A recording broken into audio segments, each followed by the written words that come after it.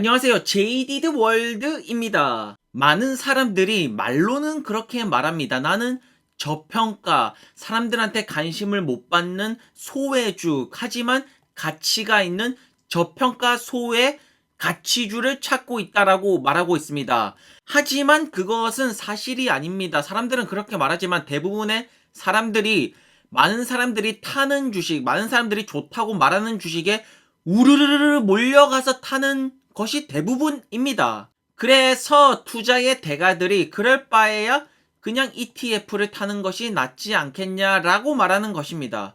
여기를 보시면 1998년도에 퀄컴을 매수를 한 것입니다. 그리고 5번의 주식 분할을 거쳐서 지금 수익률이 29,800%라고 지금 레딧에서 엄청 핫하고 있습니다, 지금. 그러니까 퀄컴을 이때 사서 지금까지 안 팔아서 수익률이 298배가 된 것입니다. 하지만 사람들은 이렇게 저평가된 주식을 좋아하지 않습니다. 모든 사람들이 좋다 좋다 하는 것만 쫓아가는 것이 사람의 심리 아니겠습니까?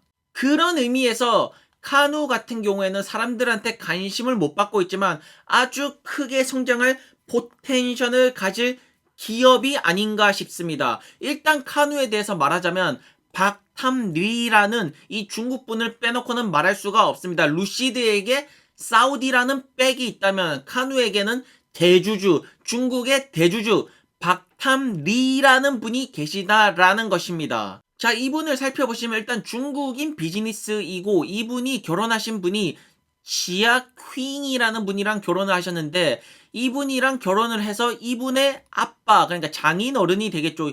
이분의 사위가 됐습니다. 써니로니까 사위죠. 근데 이분이 중국 공산당에서 뭐 네 번째로 파워가 센 엄청난 사람이라고 합니다.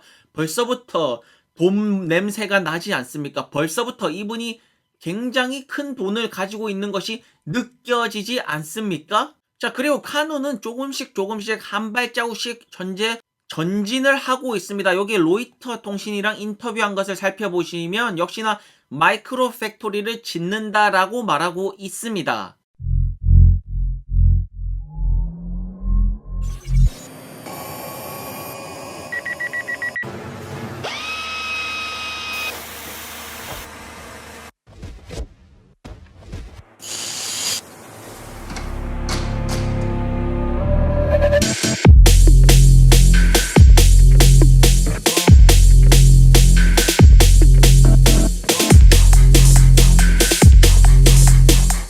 자, 카누의 차 출시 계획을 살펴보시면 일단 라이프 스타일 비클 여기 같은 경우에는 사람들한테 인기가 그다지 없습니다. 그리고 이 벤이 이제 카누에서 주력으로 미는 상품이고 이번에 이제 픽업 트럭을 이제 발표를 하려고 합니다. 이건 2023년에 나온다라고 말하고 있고 2025년에 세단을 발표한다라고 말하고 있습니다. 이 모든 것이 카누의 스케이트보드 플랫폼을 통해서 나오는 거 아니겠습니까? 자, 어쨌든 레딧에서 이제 카누의 픽업 트럭 사진들이 이제 나오기 시작하고 있는데 물론 카누의 픽업 트럭 소식도 괜찮지만 역시나 마이크로 팩토리 이것이 정말로 큰 호재가 아닐까 싶습니다. 정말로 카누가 정말로 전기차 하나만은 잘 만듭니다. 하지만 현재로서는 스타트업이라서 굉장히 불안정한 모습도 많이 보이지만 어쨌든 카누가 시총이 지금 작습니다. 3빌리언 정도밖에 안 되니까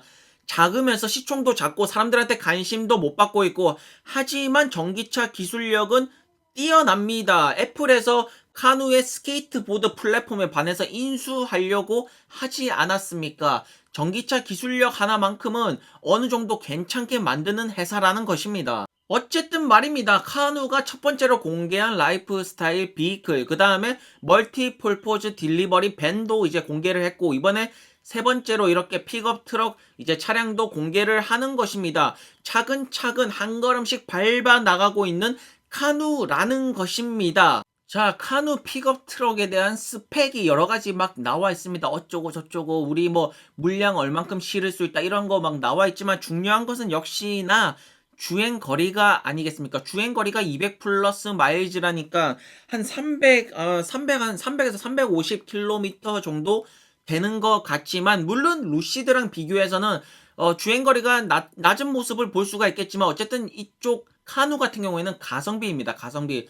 여기는 가성비로서 가격을 굉장히 다운시켜서 출시할 예정입니다. 카누에서 주력으로 밀 이제 자동차 기종이 벤인데 여기 벤도 지금 일단 시작가가 33,000불이니까 어쨌든 카누는 저가형으로 가성비가 좋은 실생활에서 유용하게 쓰일 벤이라든지 이제 픽업 트럭이라든지 이런 쪽으로 집중을 하는 모습을 볼 수가 있겠습니다. 자, 여기 보이신가 콘센트가 보입니다. 뭐 캠핑 가거나 이럴 때 굉장하게 아마 유용하게 쓰일 것 같습니다. 뭐 픽업 트럭이니까 뭐 공간은 뭐 다른 픽업 트럭들이랑 뭐 별 차이는 없는 것 같습니다. 자, 위에 이거 실을 수 있는 거 보니까 정말로 약간 픽업 트럭 느낌이 나는 게 여기다가 뭐 캠핑이라든지 아니면 뭐 서핑 탈 때 이런 보드 같은 거 실을 때 뭐 유용하게 쓰일 것 같습니다. 한국에서는 물론 뭐 이런 것들이 많이 사용은 안 되겠지만 미국 사람들은 굉장히 이런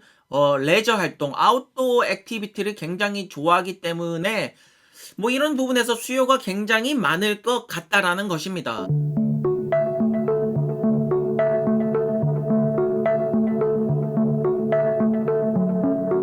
자, 그리고 카누가 주력으로 미는 상품이 여기 보이시는 벤입니다. 벤이 정말 전기차 벤이 정말로 이것만 성공을 한다면 큰 부가 가치를 만들 수가 있습니다. 이렇게 딜리버리 차량 또는 아니면 라스트 마일 딜리버리죠. 이제 택배 배송이라든가 이런 식으로 이 부분에서 정말로 카누가 목숨을 걸고 있는 것입니다.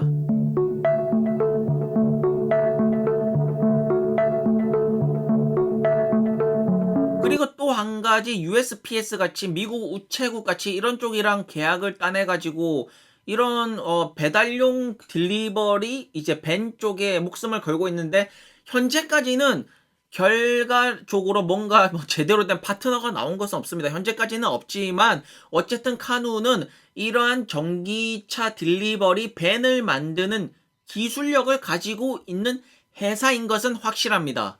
자, 그리고 또 하나 빼놓을 수 없는 게 푸드 트럭 쪽입니다. 푸드 트럭 쪽. 이게 딜리버리 벤 여기가 시작가가 33,000불이니까 이 정도 가격으로 푸드 트럭 쪽으로 이제 비즈니스 이제를 노리고 있는데 정말 나쁘지 않은 전략인 것은 맞습니다. 카누의 체어맨이 말하는 인터뷰들을 들어보면 우리는 럭셔리 쪽이 아니라 서민들을 위한 차를 만드는 사람이다. 매일매일 살아가는 사람, 에브리데이 피플이라고 말하죠. 하루하루 열심히 사는 사람들을 위한 차량이라고 하는데 어쨌든 푸드 트럭이 수요는 미국에서 정말로 괜찮은 것 같습니다. 그리고 푸드 트럭도 전부 다 어쨌든 전기차 벤으로 바뀔 것이고 카누가 노리는 시장이 이 부분이 아니겠습니까? 제가 봤을 때는 정말로 괜찮은 전략인 것 같습니다.